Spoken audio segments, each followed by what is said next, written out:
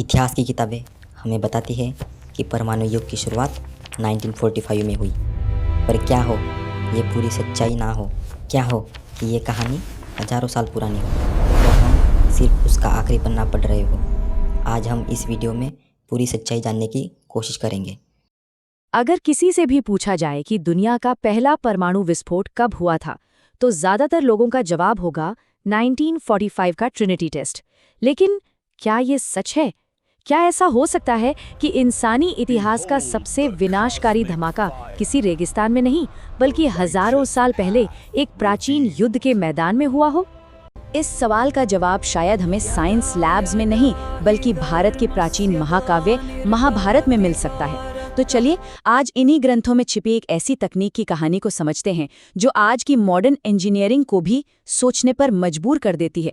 तो चलिए इस कहानी के केंद्र में चलते हैं, जहां हमें एक रहस्यमयी हथियार मिलता है, ब्रह्मास्त्र। देखते हैं हजारों साल पहले लिखे गए ग्रंथ इसकी कैसी तस्वीर हमारे सामने रखते हैं।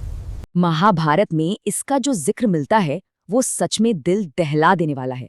सोचिए, एक ऐसा अस्त्र जिसका निशाना कभी चूकता ही नहीं। जब इसे चलाया जाता तो आसमान में हजारों सूरज एक साथ चमक उठते थे और जमीन से आग और धुएं का एक विशाल बादल बिल्कुल एक मशरूम की तरह उठता था। और सबसे अजीब बात, जो इस तबाही से बच भी जाते थे उनके बाल और नाखून अपने आप झड़ने लगते थे। अब जरा इन पुरानी बातों को आज के विज्ञान की कसौटी पर कस कर देखते हैं। हजारों सूर्यों की वो चकाचौंध कर देने वाली रोशनी, वो बिल्कुल परमाणु बम के फ्लैश जैसी है। वो झुलसा देने वाली गर्मी जिसे आज हम थर्मल रेडिएशन कहते हैं, और बाल नाखूनों का झड़ना, ये तो रेडिएशन सिकनेस का एक क्लासिक लक्षण है। क्या इतनी सारी समानताएं महज एक इत्तेफाक हो सकती है? लेकिन रुकिए, ये कहानी सिर्फ पुराने ग्रंथों तक ही सीमित नहीं है। इसका एक सिरा सीधे उस इंसान से जुड़ता है जिसने हमारे दौर में आधुनिक परमाणु युग की शुरुआत की थी। ये शब्द हैं जे रॉबर्ट ओपेनहाइमर के, जिन्हें परमाणु बम का पिता भी कहा जाता है। जब उन्होंने अपनी आंखों के सामने पहले परमाणु परीक्षण को सफल होते देखा तो उनके मुंह से भगवद गीता का एक श्लोक निकला था, जिसका मतलब था, अब मैं काल बन गया हूँ, दुनिया का विनाश करने वाला।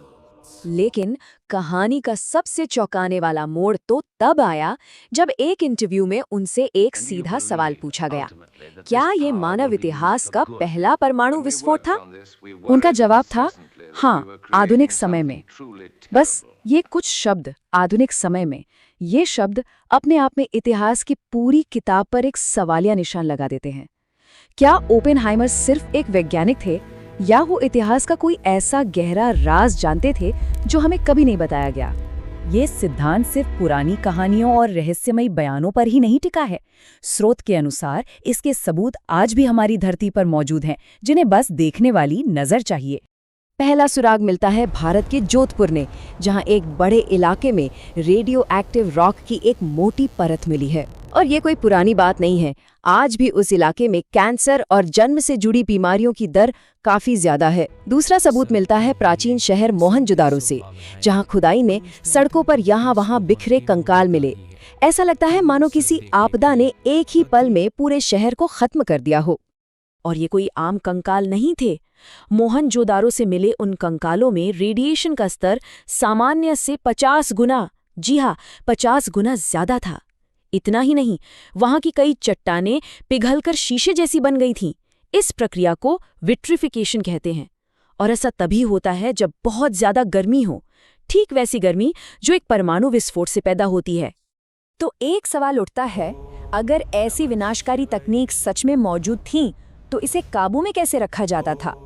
ये सवाल हमें तकनीक से हटाकर उस सोच की ओर ले जाता है जो इस शक्ति को नियंत्रित करती थी। और इसका जवाब छिपा है एक शब्द में, धर्म।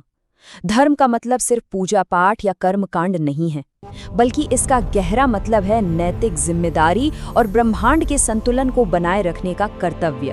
और शायद यही इस पूरी कहानी का सबसे बड़ा सबक है। उस समय इस असीम शक्ति को हमेशा धर्म यानी नैतिक जिम्मेदारी के दायरे में रखा गया। प्राचीन ज्ञानी ये बात अच्छी तरह जानते थे कि अगर ये शक्ति गलत हाथों में पड़ गई तो ये पूरी दुनिया को तबाह कर सकती है। ये सिर्फ ताकत हासिल करने की दौड़ में थी, बल्कि उसे संभालने की गहरी जिम्मेदारी का एहसास था।